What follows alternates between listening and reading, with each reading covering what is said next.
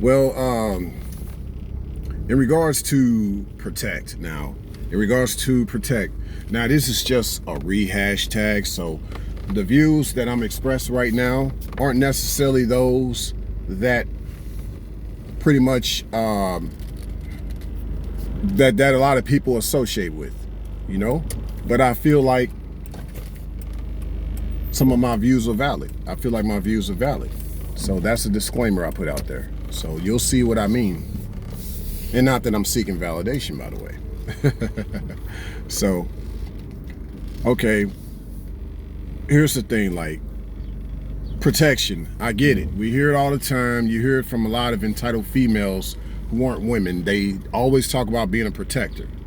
You know, a lot of times guys slip up. We say protector because it just seems like the norm. Okay? It seems like the norm that, yeah, a man should protect. And I've already addressed a lot of these popular statements in regards to the whole idea of a man being a provider. If you have not checked that video out yet, you know, just go to my playlist from Yours Truly 2020, and you'll see it in there. You'll see all my videos that I've done that talk about providing. So any video with the word provide in it. Now, I'll continue on. In regards to protection. Now, if you look up protect, I get it, you know, and pretty much this goes with a lot of people's definition or perspective. You know, you look up protection, it just means to keep one from harm, you know. That's really, in essence, what protect means. But I think this has become so much of a blanket statement because you got a lot of entitled females that expect this from men, you know. Men protect women. Men do not protect females. Once again, men protect women. Men do not protect females. So anybody that's just a stranger out there, see, that's different. You know, you got to decide at that moment if you want to be a vigilante at that particular moment. And not only does a man only protect a woman, he only protects the woman that's in his life. So keep that in mind too. But I think it's beyond that. I think what men exercise is beyond this idea of protection. So here I go with the rehash tagging. Okay, this rehash tag is this. Just like I rehash tagged that a man doesn't provide, he actually shares. My thing is, a man doesn't protect, he actually just shields. So yes, he doesn't protect, he just has a shield. You know, one can say also fortify or fortress. So to me, this takes a step further because what I mean by shield is actually a fortress, you know? So this is why I titled this video, Do Men Protect? Because, you know, it's beyond this idea of protection, but at the same time, it's not just that a man shields. I believe the shield is more so like a fortress. So basically, instead of just, you know, keeping one from harm, you'll, in essence, as a man, make sure that harm never comes her way, you know, in the way that you're shielding her. You know, you have this force field around her. You're keeping her from a lot of harm, you know, whether it's through media or whether it's, you know, outside of media in real life. So there's certain places you don't want her to go. There's certain people you don't want her to talk to. There's certain people or certain places, all of the above, that you don't want her to be around. So you'll let her know, baby, I don't want you to be around this or that. I don't want you to talk to him or her, you know? So all this without really having to actively, quote, protect, you know? You didn't have to do the act of protecting because you're telling her what she shouldn't be around and who she shouldn't talk to. That's part of the field. That's part of the force field or part of the fortress or part of the shield that I'm talking about. You know, yes, definitely part of the shield that I'm talking about. And I think like a shield, because I'm just basically using this instead of force field because that's really what I mean. The shield is also the force field, but I'm just not trying to have so many words for the same meaning, you know. When a man has a shield, you know, he's thinking forethought. You know, he's thinking ahead of time. He's thinking before things ever try to transpire or manifest. You know what I'm saying? He's doing avoidable and preventable measures in regards to her safety. you know?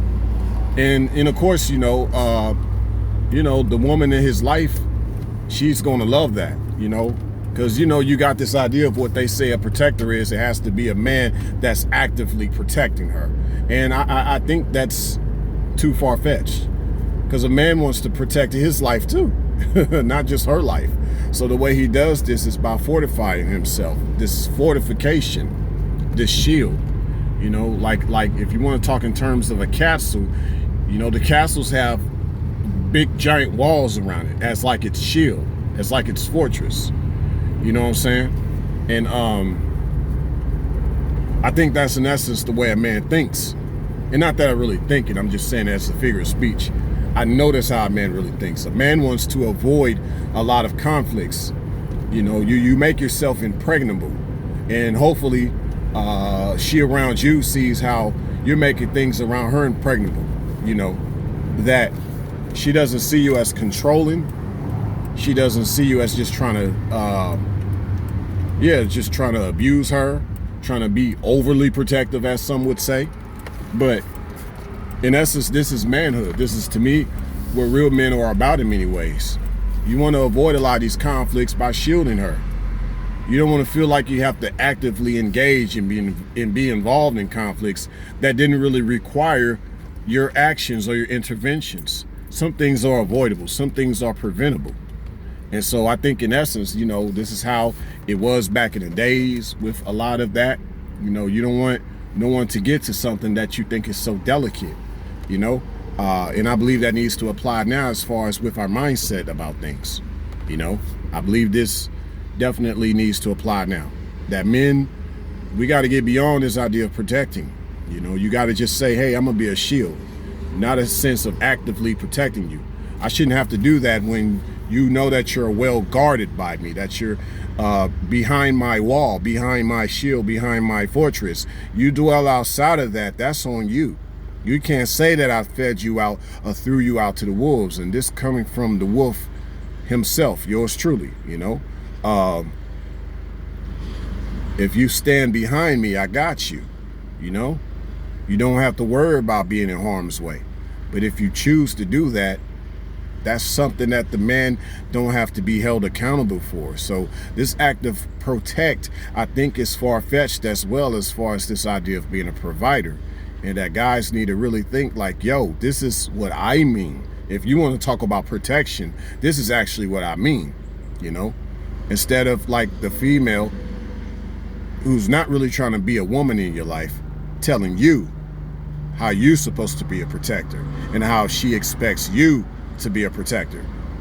When in many ways, I'm gonna tell you this, fellas, kind of like how I said in the previous video about how really it's beyond her wanting you to be her provider. She actually wants you to be her slave. See, check this out. It's beyond you actually being her protector. She actually wants you to be her martyr. Yes, she wants you to be her martyr. She wants you to be willing to die for her. Okay? And so it kind of goes in line with, it's not that I'm bashing the idea of provider or protector. I just think it needs to be rehashtag, because you got a lot of these females out here, these entitled females who aren't really women. They're taking it too far as what a provider is and what a protector is. In essence, as I said before, as her provider, you're just basically her slave. As a martyr, you're just as a protector, you're just basically her martyr. Once again, as a provider, you're basically her slave, and as her protector, you're basically her martyr.